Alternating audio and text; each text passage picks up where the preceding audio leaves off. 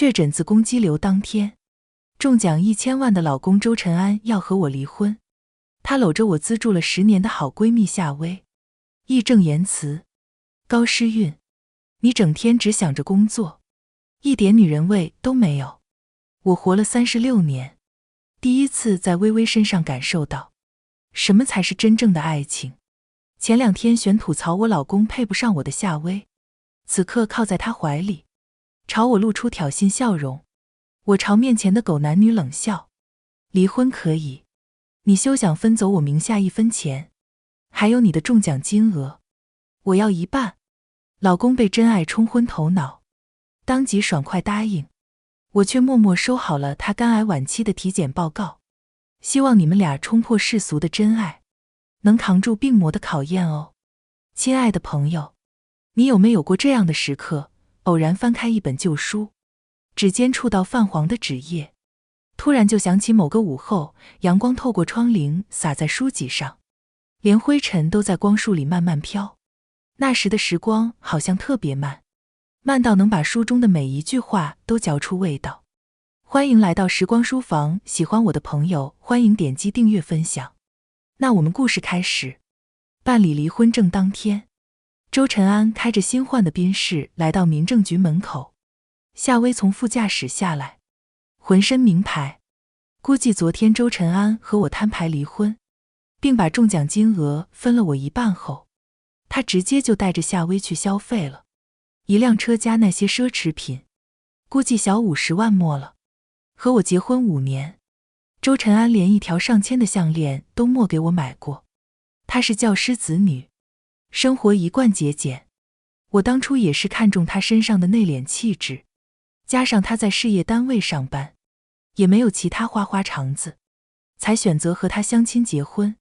结果现在看来，男人不是真的安分，只是没有钱罢了。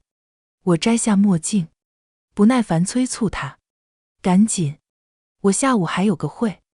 周晨安嘲讽我：高诗韵，你今年都34岁了，还整天扑在工作上，有什么用呢？你的婚姻这么失败，怎么管理手底下的员工？夏薇笑眯眯地伸手将发丝别在耳后，露出香奶奶家的耳钉。她还是一贯和我说话时的甜美声音，语气里却藏着溢出来的得意。周哥，你别这么说诗韵姐，她呀，因为小时候被欺负过，所以才对所有男人都有敌意。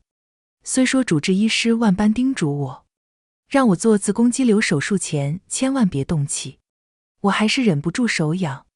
心念行动，只在一瞬间，我走上前，单手攥住夏薇纤细的手腕，右手抡圆甩了她一巴掌，清脆响亮。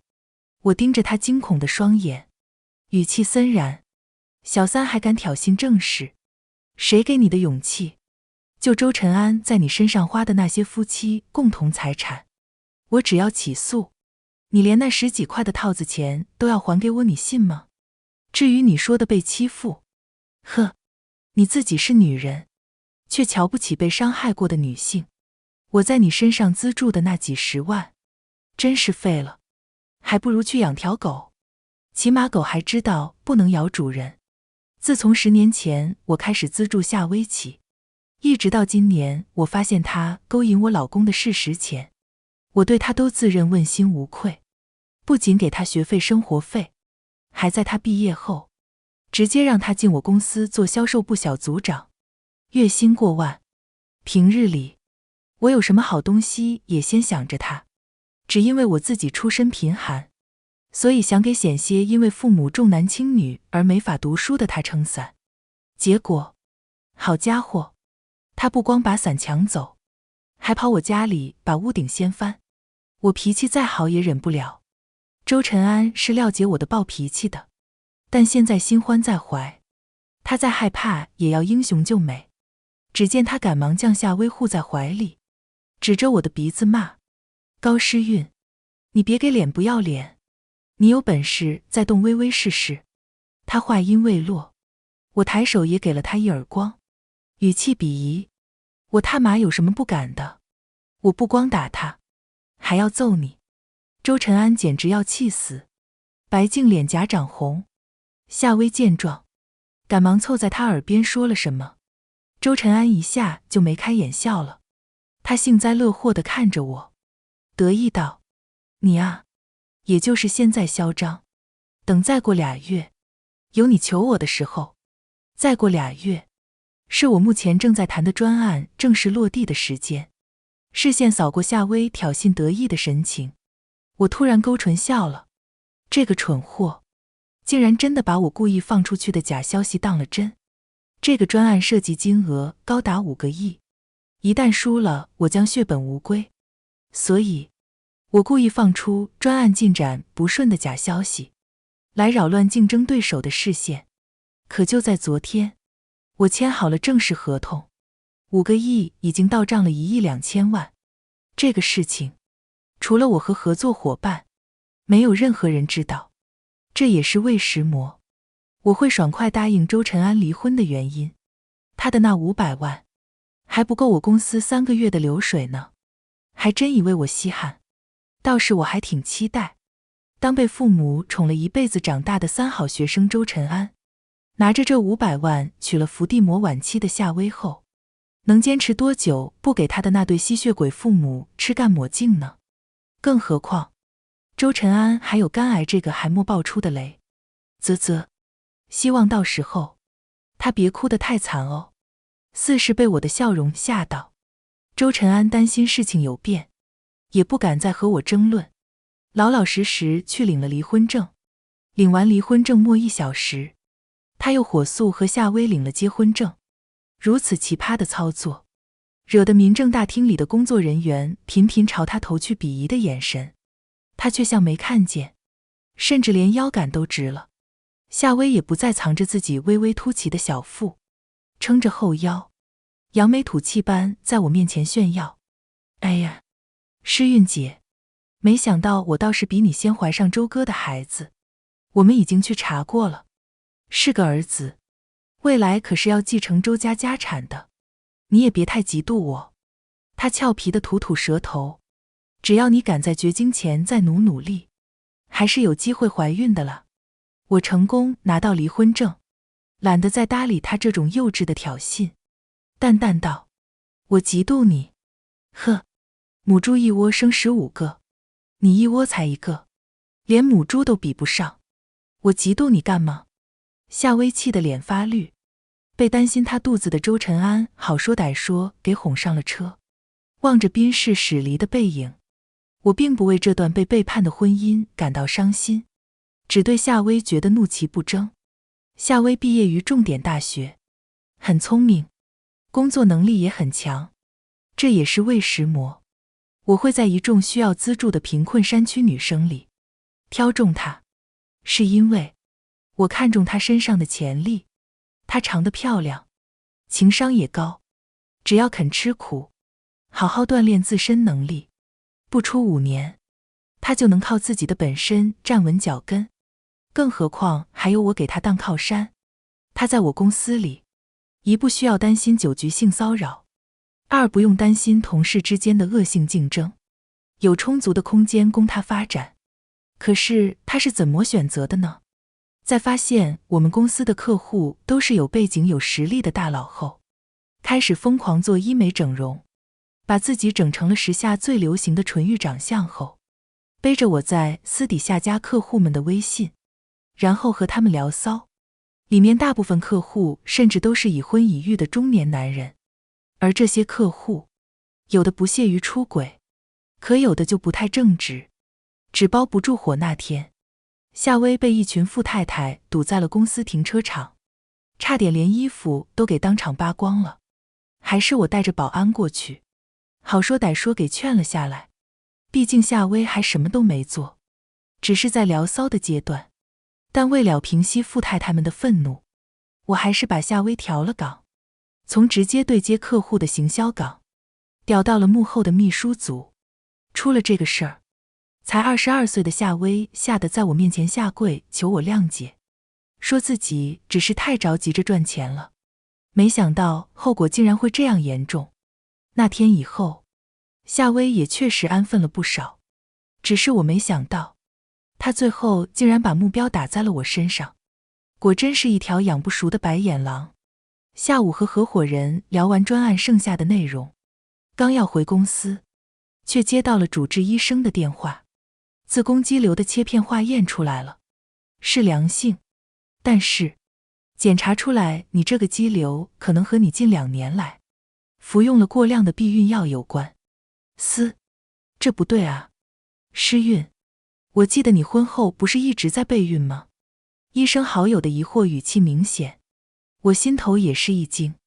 我不是讨厌孩子的人，但是这些年我一直备孕失败，被周晨安他家里亲戚明里暗里嘲讽了不知道多少回是不下蛋的母鸡。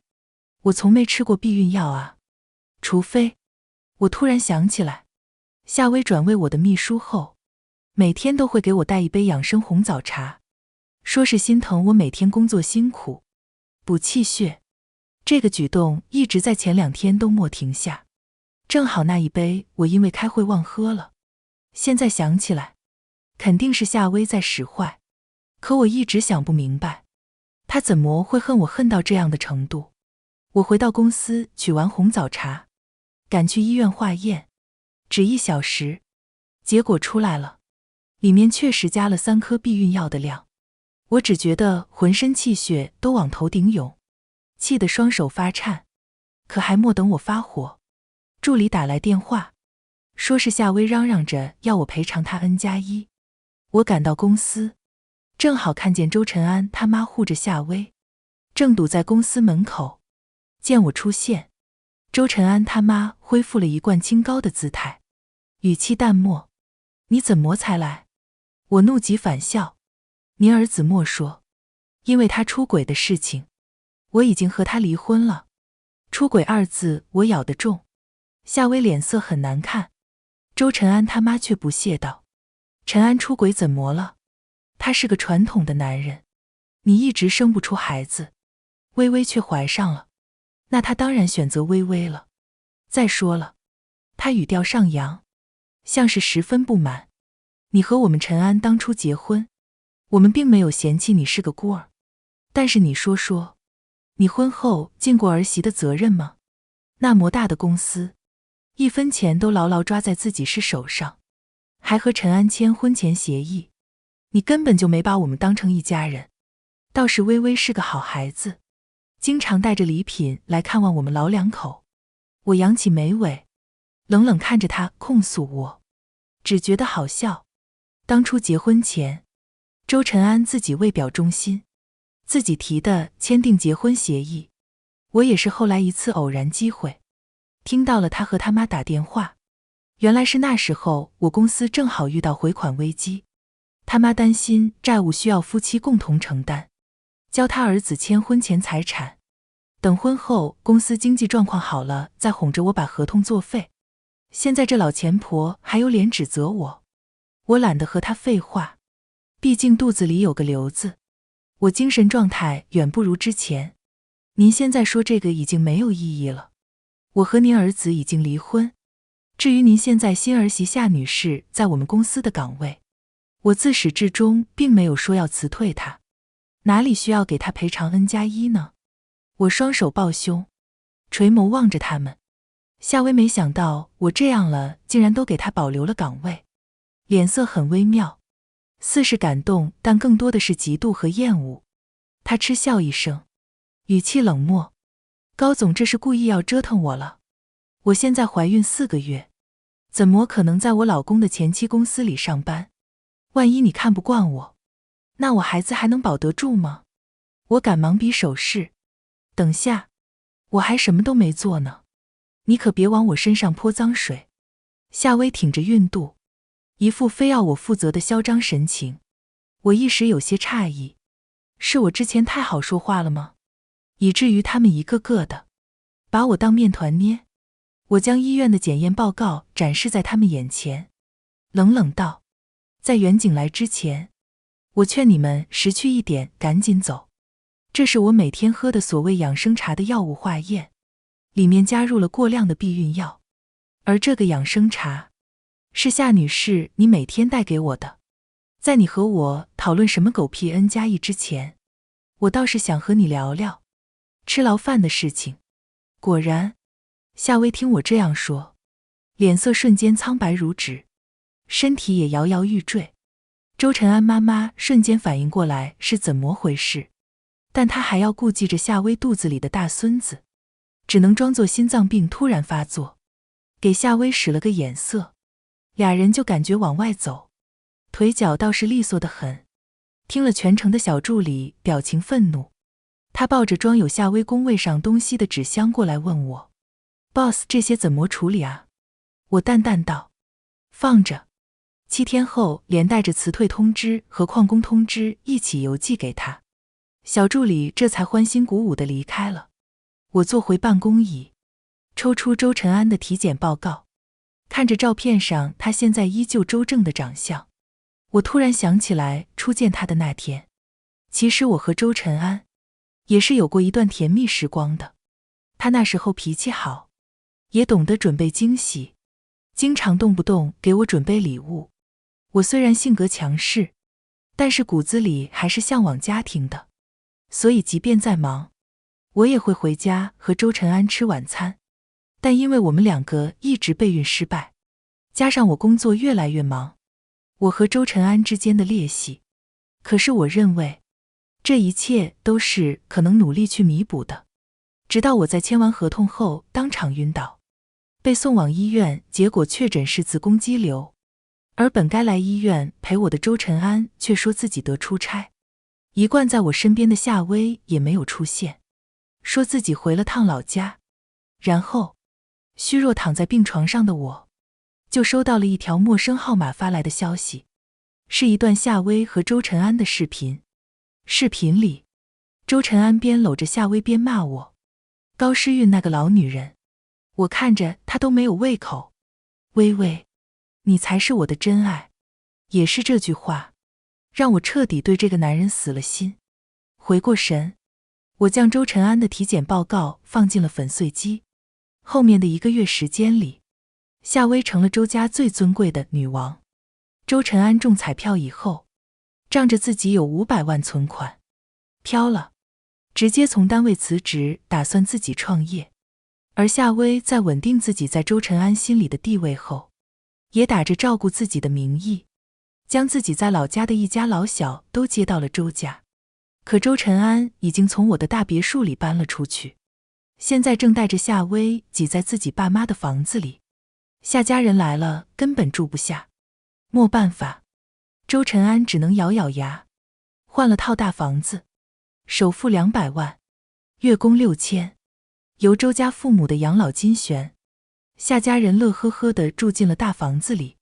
期间，夏薇没少发朋友秀周晨安给她买的小钻戒和奢侈品包包，并配文：一个女人厉害的点不在她自己能挣多少钱，而在于她老公能为她花多少钱。我点了个赞，并评论：好好好，希望未来你也这么嘴硬哦，小姐姐。发完我合上手机，继续享受着 SPA。 手术伤口经过这些天的调养已经恢复了不少，而从周晨安这些天参加各种酒局和饭局来看，他的作息很紊乱，而且压力应该是巨大的。按照进度，他的肝癌应该快要爆雷了。果然，3天后，正在海滩上晒日光浴的我，突然接到了周晨安他妈的电话。他带着哭腔崩溃道：诗韵啊，好孩子，你救救我家晨安吧。我没说话，周晨安他妈继续在那边输出着，包括但不限于什么。夏薇她就是个物质女，从嫁进来就在花他儿子的钱，还要他儿子给买各种包包首饰，500万根本不经花。还有那个莫心肝的，就是个伏地魔，骗了我儿子100多万，给他弟弟还赌债。苍天啊，我们陈安怎么这么命苦啊，娶了这么个丧门星回家啊。周晨安他妈嗓门大，吵得我脑仁疼，我嫌烦。而且周晨安和我已经离婚了，他就是死了也和我没关系，所以我装作信号不好，随便应付了下就挂断了电话。可我没想到，周家人竟然不打算这膜轻易甘休。我刚从机场回国，就看见周晨安一家堵在我家别墅门口。此时的周晨安脸色很差，原本白皙的脸庞有些发黄，身形也消瘦了不少。看见我的车出现，周母连忙跑过来看我，神色殷勤：“诗韵，你回来了。”见我下车，周母一脸慈爱的模样：“你这孩子，动手术那么大的事情，怎么都不跟妈说啊？”我从车上下来，赶忙打断他们：“得，别套近乎。阿姨，我和你儿子已经离婚了，现在你的好儿媳是夏薇，别忘了，人家肚子里还怀着你的宝贝孙子呢。”自始至终，周晨安都是一副不情愿的模样，好像待在我身边都是要他命一样。听我提起夏薇，周母一脸愤愤不平：“别提那个丧门星，自从她嫁进我们家，就没一件好事儿。”周晨安生气地打断他：“妈，那又不是微微能选择的。她是个善良的姑娘，帮自己的弟弟还钱怎么了？而且那些包包首饰都是我自己愿意买给她的。”周母急了，恨铁不成钢的抬手要打周晨安。我嫌他们吵，直接打断他们，赶紧说：“找我什么事儿？”此话一出，周母和周晨安才停下动作。周晨安表情有些尴尬，但还是开了口：“你能不能把我分给你的那500万还给我？那总归是我中奖的钱。”我冷漠拒绝：“好家伙，周晨安你自己婚内出轨，我没要求你净身出户不错了，现在还想把我应得的赔偿抢回去？”周晨安脸一垮：“你什么意思啊？高诗韵，你怎么是个这个心狠的女人？我只不过是现在创业暂时失败了，找你要钱救个急，等我公司运转起来了，自然会还给你的。”我眉心一跳，不可思议地看着他明显不正常的暗黄脸色，心想：这货竟然还没发现自己得了肝癌，到底是一条命，我也不能真的见死不救。如果是你要借钱创业，以我对你的了解，你肯定不会成功的。我淡淡开口，随即话锋一转，劝他：不过我见你脸色这么差，还是去医院体检下吧，免得……呸呸呸！高诗韵，你什么意思？你个坏了心肝的女人！你咒我宝贝儿子呢？这钱我们不借了。儿子，走！周母气得跳脚，还想上前扇我耳光，却被副驾驶下来的男人拦住。男人长相俊美，身材高大，周晨安在他面前气场全无。男人戏谑地回头问我：诗韵，这就是你那个追求真爱的前夫？周晨安傻眼了。诗韵，他是谁？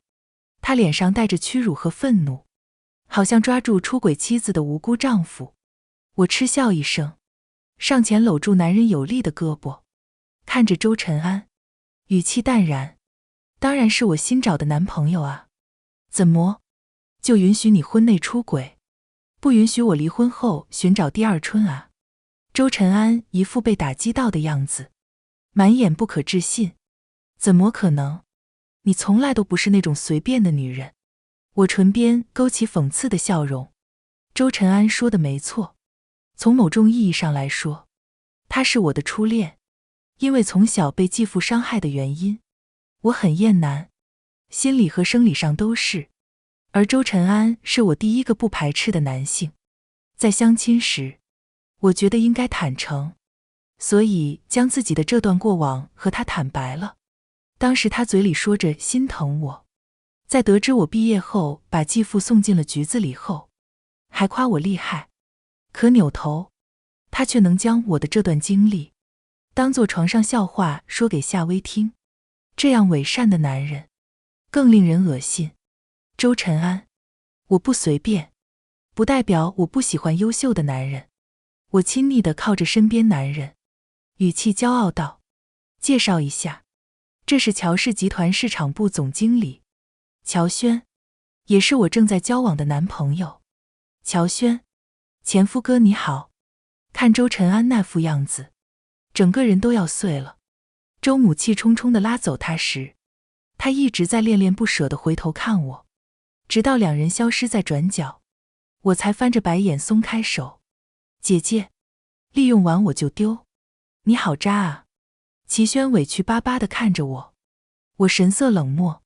打住，齐总，咱俩是合伙人关系，刚才让你帮忙是我不对，但是别忘了，你本身就是我未婚夫的身份不是吗？我歪头看他，我和你联姻，助你拉投资，拿下城南那块地，等你坐上总裁位置，和我一起投资影视行业。齐轩失笑，你是第一个不被我美色迷惑的女人。我抬眼看过去，阳光穿过庭院，晒在齐轩深邃迷离的桃花眼里。他托着下巴，温柔注视着我，眼底好似翻涌着无限深情。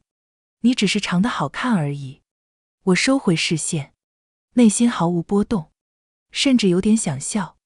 我只会被银行卡余额迷惑。男人如衣服，随便换，只有钱不会背叛我。更何况齐轩的名号，江城谁人不知，著名浪子。他看着谁都能是这副温柔的眼神。身边爱他要死要活的妹妹，比一副麻将还要多。但和他合作能赚到钱，我倒是甘之如饴。为了营造 CP 感，我和他开始在社交媒体上疯狂秀恩爱，而一贯不爱买奢侈品包包的我，也破天荒购置了一些行头。随着我和他恋爱的进展，齐家的股价开始涨，因为我是社交媒体上有名的独立女性创业老板，平时又经常做慈善捐钱，帮助山区女童。我的品牌更是女性相关的业务，所以我和齐轩的恋情还上了几次热搜。不光我涨了100万粉丝，连原本嫌他浪荡的老爷子也破天荒喊他回家吃了几次家宴。齐轩本身能力不差，只要他家老爷子松口，那他就能争赢其他叔叔伯伯，坐上总裁的位置。接着齐家的助力，我公司接连来了好几个合作客户，赚得我盆满钵满。很快，齐轩也如愿坐上了总裁的位置。在我和他的订婚现场，来了豪门圈里的各色名人。我在做妆造时，门口的小助理笑嘻嘻地给我发了被拦在门口的周晨安和夏薇。夏薇的肚子已经很大了，竟然还化了全妆，踩着高跟鞋。周晨安脸色难看，不仅因为尴尬，还有着急降的病色。而夏薇仿佛看不见一般，讪笑着和小助理搭话。我来找诗韵姐的，你和她说一下吧，我之前和她关系可好了。小助理给我发消息，不得不说，这姐脸皮很厚。我给小助理发了1000红包，辛苦了，不过可以放他们进来。周晨安不是一直觉得他那小老婆是善良温柔吗？正好今天让他看看真实嘴脸。我现在的地位，已经不需要自己去搜集线索，总有好事者会主动给我提供八卦。譬如，有人撞见夏薇挺着孕肚，和之前曾经勾搭过的某50岁富豪吃饭，最后还笑眯眯地被富豪送出了门。看视频里他身上多出来的那些昂贵珠宝，搞不好周晨安只是夏薇的一个靶子，他肚子里真正的孩子应该是那位已婚富豪的。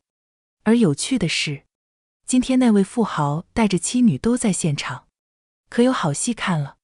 宴会开始，我和齐轩在万众瞩目下上台，但和其他订婚的女方不一样，我穿着的是和齐轩同款的西装，而随着我们的登台，原本粉色的浪漫装饰被瞬间换成了低调奢华的深蓝色，连背景的大荧幕都变成了轩韵影视传媒发布会。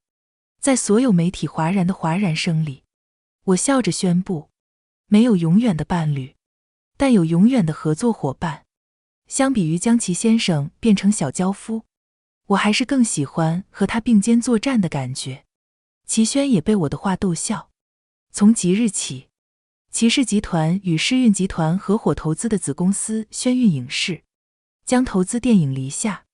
此话一出，现场所有人也不免激动起来。《篱下》是一部粉丝上亿的大女主小说，讲的是单身家庭出生的女主夏蝉，通过自己的奋斗，几经艰辛，最终成为一代女企业家的励志故事。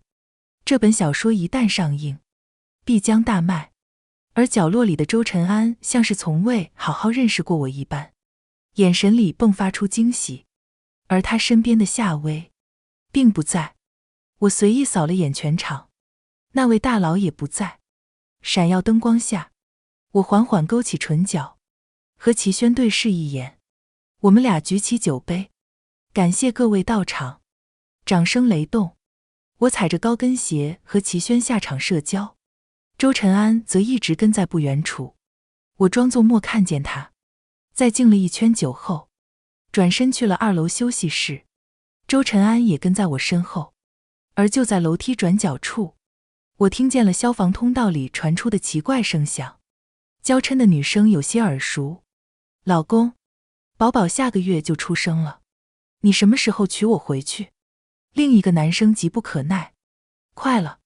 周晨安显然也听到了，意识到被戴绿帽的他炸了，一脚踹开门，和男人厮打起来。周围还有不少宾客，全围了过来，甚至还有拍照的。夏薇惊恐大叫，周晨安气疯了，而他可不是常年健身的50岁男人的对手。只几分钟，他便被揍晕了。夏薇也因为惊吓难产，这给我的发布会更添一笔趣闻。被送进医院的周晨安因为血检异常，很快被查出肝癌晚期，而夏薇也生下了一个儿子，但是很遗憾，生下来的却是个带有明显畸形的残疾孩子。这样的孩子，大佬很显然不会要的。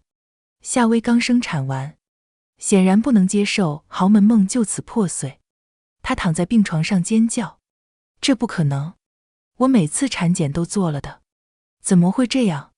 一旁的护士没有任何情绪，只冷静给她注入镇定剂。我当然知道魏石魔，从他和大佬勾搭上那天起，大佬夫人就知道了这件事。为了保证家产全是自己女儿的，大佬夫人怎么可能容忍夏薇真的生下一个健康的孩子呢？没有了利用价值的夏薇，只能灰溜溜地去找周晨安。可是周晨安此刻已经病入膏肓，他的全部积蓄加上彩票奖金，已经全部花在了夏薇和他的烂泥家庭上。现在他快死了，却连挂号费都要惊慌赶来的周母出。周晨安躺在床上心如死灰，见夏薇过来，周母气的心脏病都要犯了。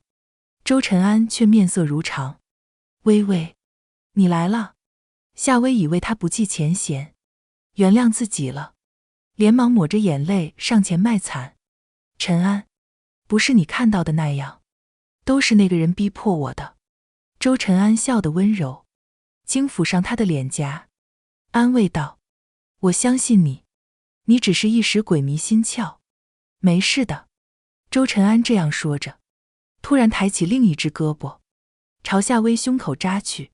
那是一把水果刀，周母拿来给苹果削皮，好给他的宝贝儿子补充营养的。霎时，鲜血喷溅，还没等周母反应过来，周晨安就把自己摸了脖子。他查过资料，肝癌晚期，没得治了。短短数天之内，周失去了儿子、儿媳和孙子，受不了打击，也郁郁而终了。葬礼当天，我去参加了葬礼。讽刺的是，举办葬礼的是夏薇的父母，因为他们要收礼金给他们赌博的儿子还赌债。而我吊唁完后，坐上了我的玛莎拉蒂，朝着远方的夕阳疾驰而去。今天的时光书房之旅到这里就暂告一段落了。下一期我们会带着新的时光之书与你相遇，可能是关于老上海的弄堂故事，也可能是藏在经典名著里的岁月细节。记得常回来看看，时光书房永远在这里。陪你在文字里，与时光温柔相拥。咱们下期见。